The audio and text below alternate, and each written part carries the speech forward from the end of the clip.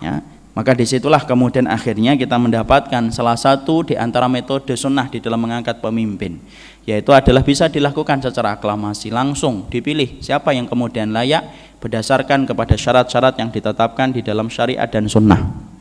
Karena kepemimpinan di dalam Islam itu bisa secara aklamasi, bisa diputuskan oleh ahlul halli wal aqdi, dan bisa ditunjuk dengan orang yang akan menggantikan posisi khalifah sebelumnya. Ada 3.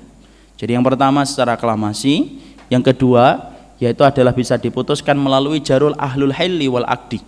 Ahlul halli wal aqdi adalah ulama-ulama yang kemudian mereka berkumpul dan mereka punya kebijaksanaan untuk menentukan siapa yang akan menggantikan menjadi posisi khalifah. Atau kemudian yang ketiga istikhlaf. Istikhlaf itu dari ulama sebelumnya, dari khalifah sebelumnya, memilih siapa yang akan menggantikan setelahnya. Sebagaimana Abu Bakar telah memilih Umar bin Khattab untuk menggantikan posisinya ketika Abu Bakar itu akan meninggal dunia. Disitulah kemudian kita mendapati di dalam syariat Islam tidak ada syariat kemudian memilih pendapat dan memilih yang terbanyak. Ya, karena apa? Karena bagi demokrasi berbeda dengan konsepnya sunnah.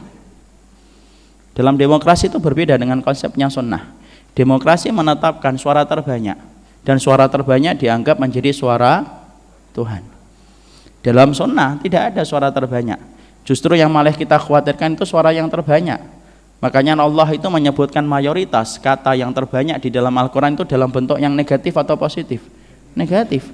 Kebanyakan manusia tidak faham, kebanyakan manusia tidak ngerti, kebanyakan manusia tidak bersyukur.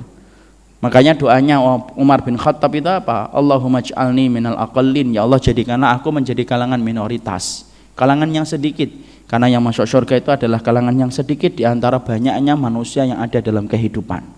Makanya Islam tidak pernah menetapkan dalam proses penetapan pemimpin tidak didasarkan kepada penetapan berdasarkan kepada suara yang banyak, tapi aklamasi yang pertama, yang kedua melalui jalur istikhlaf, ditunjuknya khalifah oleh khalifah sebelumnya, dan yang ketiga proses ahlul hilli wal aqdi yang merundingkan dan siapa yang kelak akan menjadi khalifah yang layak untuk menggantikan posisi khalifah yang sebelumnya. Nah, itulah yang menjadikan kita memahami ada perbedaan mendasar antara demokrasi dengan sunnah di dalam menetapkan pilihan, di dalam menetapkan siapa pemimpin dalam kehidupan yang mengurusi kaum muslimin dan kaum muslimah.